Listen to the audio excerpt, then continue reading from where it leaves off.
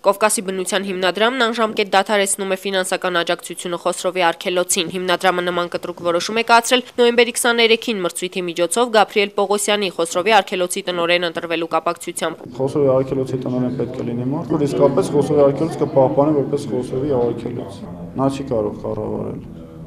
Ես իր փոխարեն լինեմ, ընդհանրապես մրցույթին չէի ներկայանա։ Վերջին 3 տարվա ընթացքում միջազգային հիմնադրամը Խոսրովի արգելոցին 220,000 եվրոյի չափով ֆինանսական աջակցություն է ցուցաբերել։ Հիմնադրամը վստահ չէ, որ նոր տնօրենը կնպաստի արգելոցի պահպանմանը։ Շրջանառվող լուրերի համաձայն Գաբրիել Պողոսյանը, որը հայտնի է Նոնոմակ անվամբ, ազգային ժողովի նախագահ Հովիկ Աբրահամյանի եւ նրա եղբոր մտերիմն է եւ որսի մեծ սիրահար։ Իսկ Վայրի բնության համաշխարհային հիմնադրամի հայաստանյան մասնաճյուղի տնօրեն Կարեն Մանվելյանը վստահեցնում է, որ եթե Խոսրովի արգելոցի նոր ընտրված տնօրենը չփոխվի, իրենք լուրջ քայլեր կձեռնարկեն։ Դա նշանակում է ավելի մեծ